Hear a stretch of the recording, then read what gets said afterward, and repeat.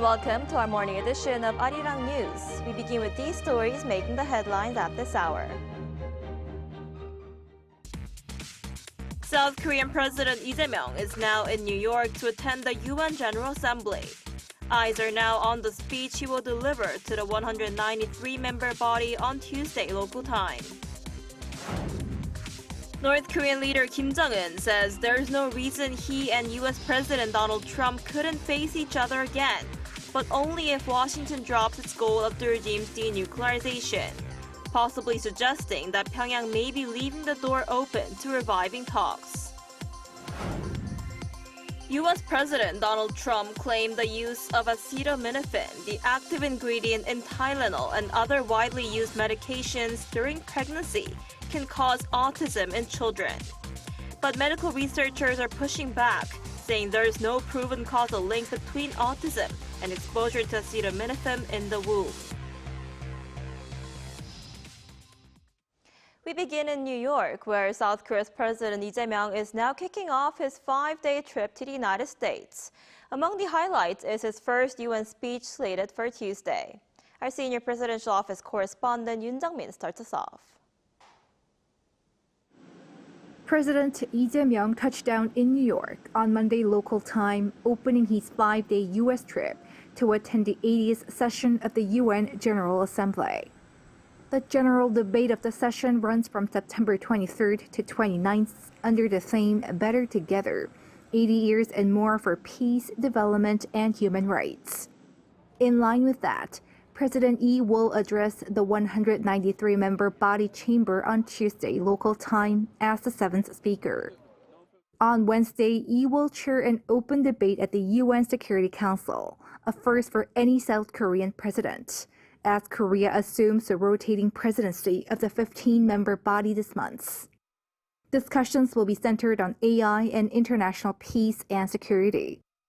A number of bilaterals are also scheduled, including one-on-ones with UN Secretary-General Antonio Guterres and the leaders of France, Italy, and Poland to discuss bilateral cooperation, including on the defense industry.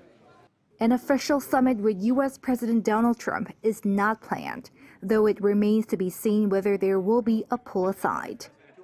On Thursday, before he closes out his U.S. trip, Lee will host the Korea Investment Summit with U.S. financiers on Wall Street to encourage investment in South Korea. As President Lee makes his debut on the UN stage, the highlight of his trip would be his UN speech slated for Tuesday, with the focus on the resilience of South Korea's democracy, his peace vision, and Korea's global contribution. Yoon Jung-min, Arirang News, New York.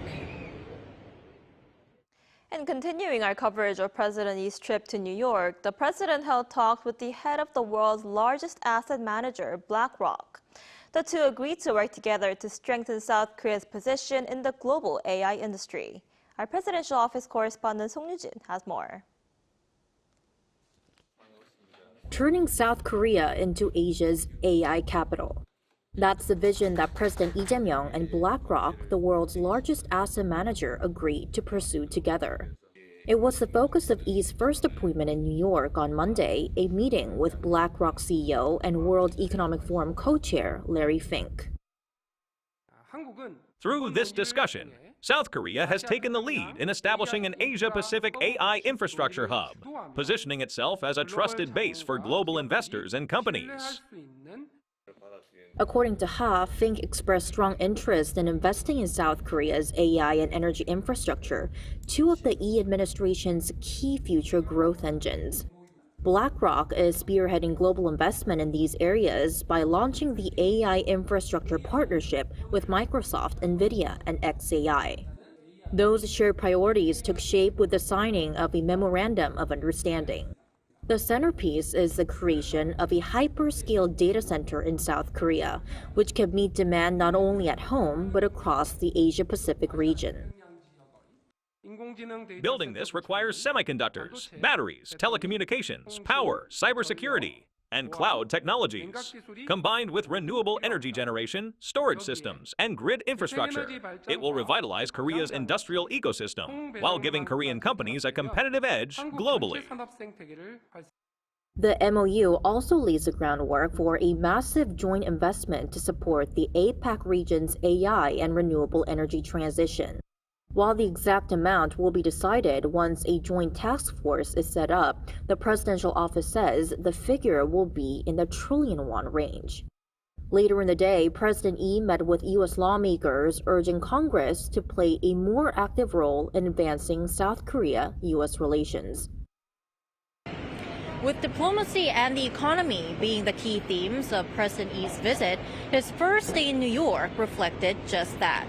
Now more spotlight will fall on Tuesday when the president takes part in this year's United Nations General Assembly High-Level Week. 송유진, Arirang News, New York. Meanwhile, for the first time since U.S. President Donald Trump returned to office, North Korean leader Kim Jong-un has expressed his openness to reviving talks. Experts told Arirang News the timing could be sooner than later, but the conditions remain as tricky as ever. Our Oh Soo-young reports.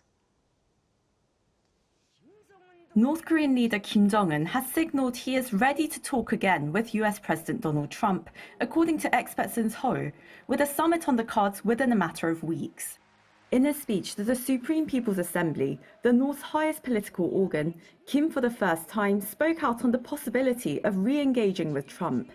He said he still personally has good memories of the US president, alluding to their meetings during Trump's first term.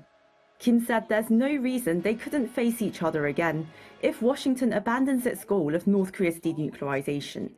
One expert remarked on the timing. I think he's simply ready. Victory's Day of the China. He also have a backup from not only Russia but also China, and he's ready for this some kind of confrontation or dialogue, negotiation with the United States. After returning to presidency, Trump has expressed eagerness to revive North Korea diplomacy, which Kim Jong-un's sister Kim Yo-jong notably did not rule out in her media statements. Now with a nod from Kim Jong-un himself, experts say the next Trump-Kim summit could be within several weeks, as the US leader is scheduled to visit South Korea to attend the APEC leaders meeting next month. If President Trump were to lower the bar for dialogue with Kim, shifting the focus away from denuclearization toward arms control and tension reduction, then a summit could take place right after APEC, either at Panmunjom or at the Wonsan-Galma Coastal Tourist Zone. Presidents Lee Jae-myung and Trump, in fact, floated the possibility of such an occasion during their first summit in D.C. last month. But once again, the question of denuclearization will continue to linger. In 2019, Trump and Kim's second summit in Hanoi broke down as the US leader called for a big deal to fully dismantle all of North Korea's nuclear facilities. Since then, Pyongyang has continued its weapons program and has growingly asserted itself as a nuclear state.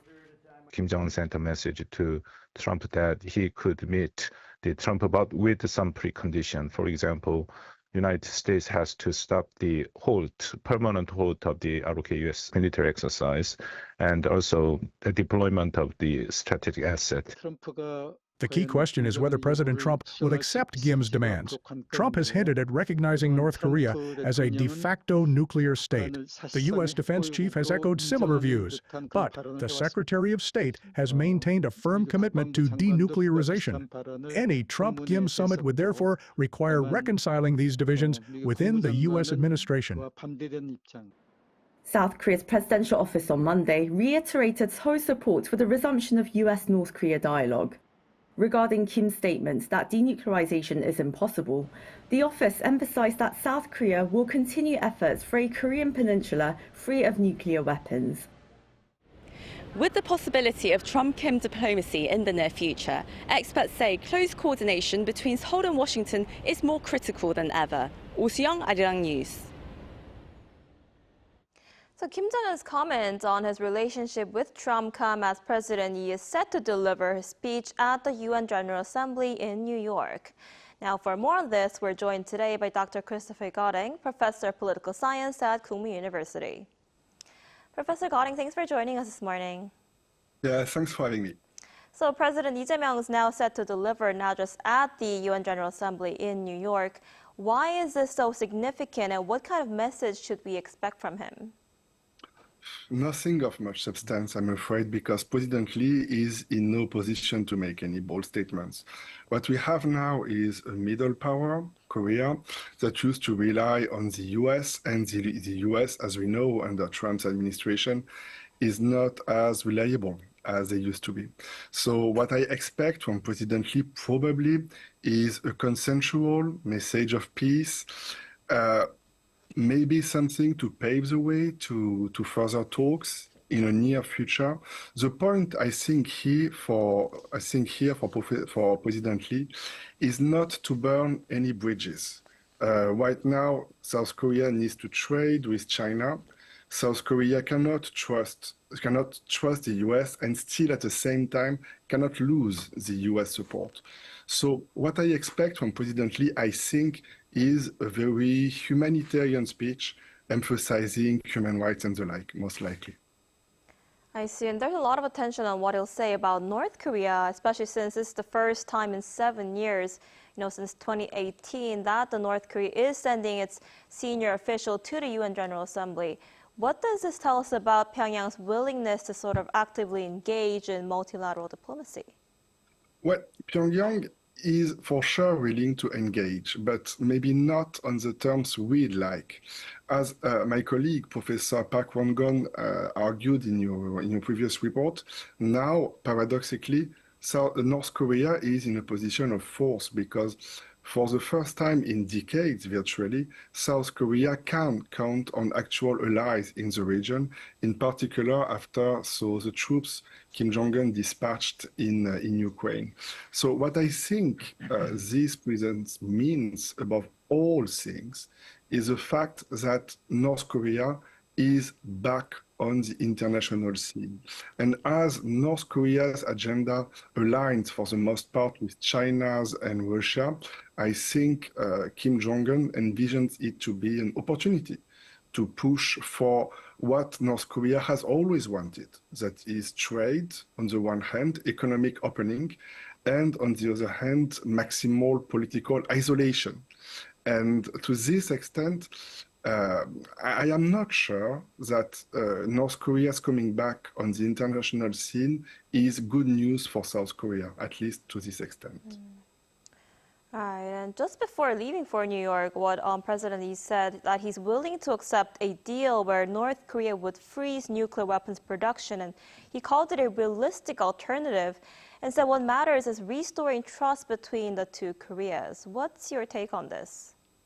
I think that's the perfect way to put it. It's an alternative. It's a realistic alternative. It is the second best solution. Realistically, hence realistic alternative, North Korea is not to give up on their nuclear program anytime soon.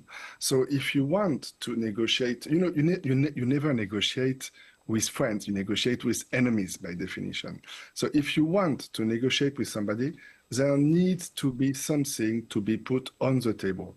And so if it cannot be dropping this nuclear program altogether, it has to be somehow some sort of break, some sort of pause, some sort of slowing down even in this nuclear escalation. So I think this line of conduct that President Lee has chosen is moderate, it is efficient, or at least as efficient as it can be, regarding how unpredictable both the US and North Korea are, each in their own right. So the Korean government is sort of trying to ease tensions there, but North Korea's Kim Jong-un continues to take a hardline stance against South Korea and says unification is impossible. But he did say that he has good memories with President Trump, and he said dialogue could resume if the U.S. recognizes Pyongyang as a nuclear state. So does this mean he's willing to talk with Washington? I'm pretty sure Kim Jong-un's memories from this 2019 meeting are excellent, because what happened back then is that it brought back North Korea on the international stage.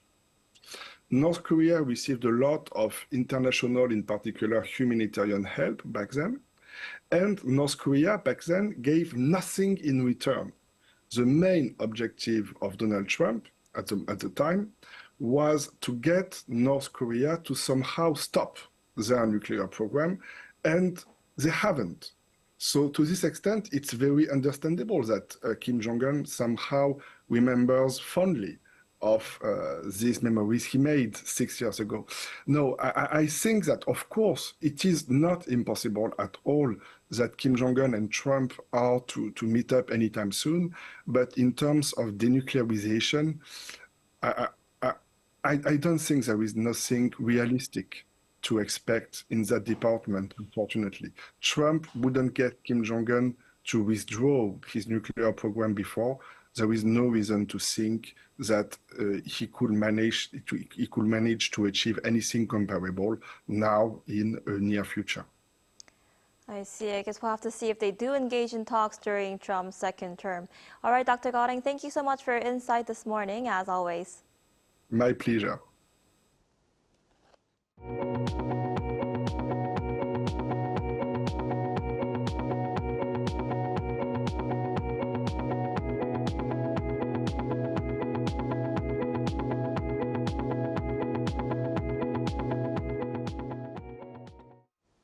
South Korea's producer prices fell in August for the first time in 3 months, largely driven by a sharp fall in mobile phone charges after a major carrier introduced discounts following a data breach. The Bank of Korea said on Tuesday that the producer price index, a key gauge of future consumer inflation, fell 0.1% from July to 120.12. SK Telecom offered a 50% discount on August bills for more than 20 million users following a data breach incident contributing to the decline. Despite the monthly decline, producer prices were still up 0.5 from a year earlier, marking their 25th straight month of on-year growth. In other news, U.S. President Donald Trump says taking Tylenol during pregnancy is linked to an increase in autism, despite no scientific proven evidence. He said the U.S. Food and Drug Administration will be notifying physicians over the use of it. Our An Sung-jin has the details. U.S. President Donald Trump has stated that taking Tylenol during pregnancy is, quote, not good, and that it is associated with the high risk of autism in children.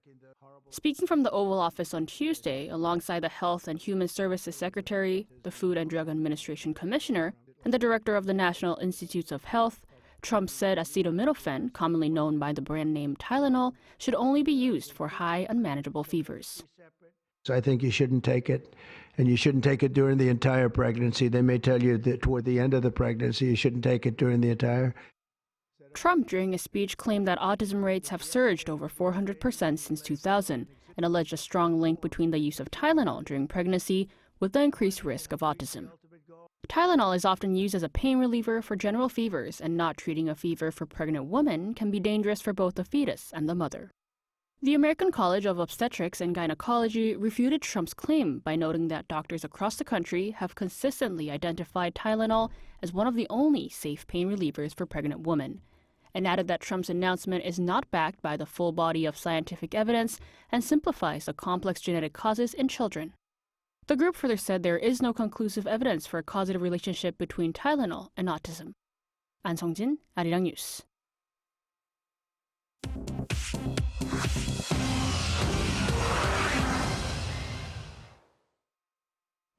Good morning, I'm Choi Ji-hee, and this is The World Now. Starting in the UK, the Palestinian Mission in London raised the flag at a site that will become the Palestinian Embassy, following Britain's formal recognition of Palestinian statehood. Meanwhile, France has joined several Western countries in the recognition. On Monday in London, a ceremony took place outside the Palestinian Mission in Hammersmith, where Ambassador Hussam Zomlot raised the Palestinian flag and unveiled a plaque that read Embassy of the State of Palestine. Zomlot stated that the Embassy of the State of Palestine will be placed right behind in this building. This follows the UK government's announcement on Sunday that it would recognize Palestinian statehood. Up to now, the mission has operated without embassy status. Canada, Australia, and Portugal have also recognized Palestine's statehood, and France made its official declaration in New York. In response, the White House said that President Donald Trump disagrees with the U.S. allies who have declared recognition of a Palestinian state, stating that he believes it would be a reward for Hamas. In the United States, the Jimmy Kimmel Live show is officially returning to ABC. The show had been suspended indefinitely 6 days earlier, following comments made by Kimmel about right-wing activist Charlie Kirk's death.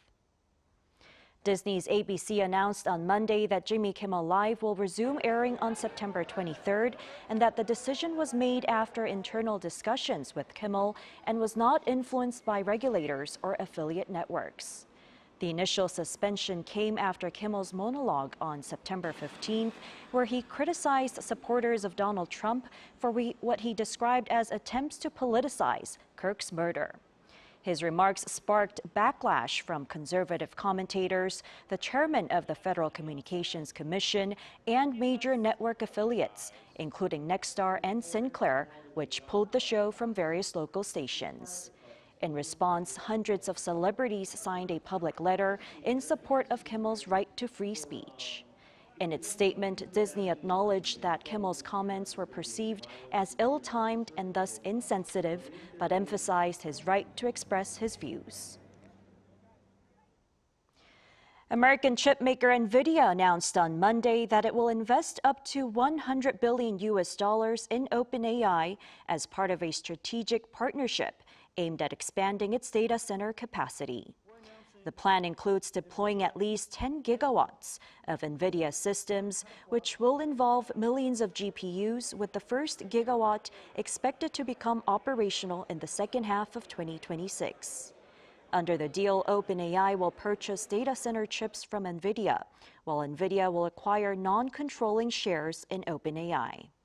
This investment will enable OpenAI to scale its infrastructure in response to the growing demand for large-scale AI models.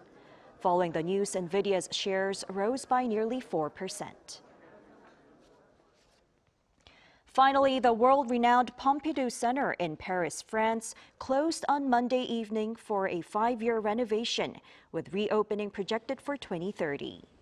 The nearly 50-year-old modern arts museum is renowned for its multicolored exterior, exposed piping, and escalators, and attracts millions of visitors annually. The renovation work, to be led by Japanese architectural firm Muro Kusunoki in collaboration with Frida Escobedo Studio and technical partner AIA Life Designers, is estimated to cost approximately $542 million. Major renovation priorities include upgrading fire safety, enhancing accessibility, and cutting energy consumption by as much as 40%.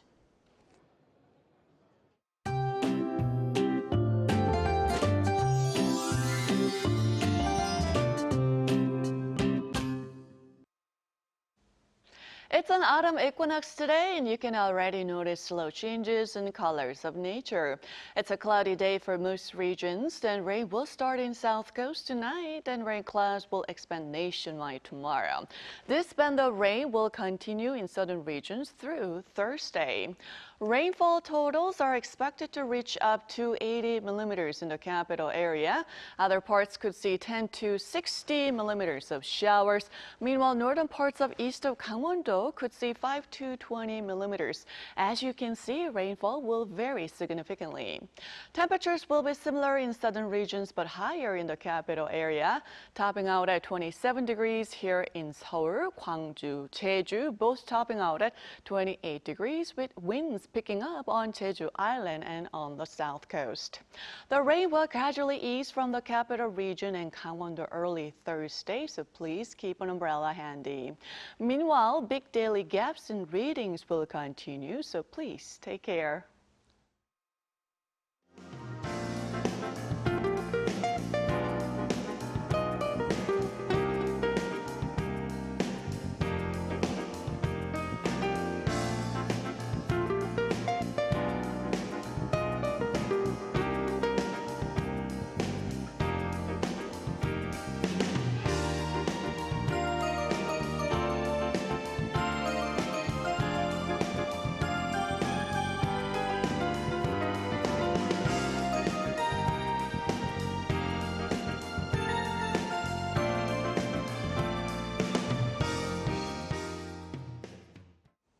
That's all we have for this morning. Arirang News will be back at noon Korea time. Thanks for watching.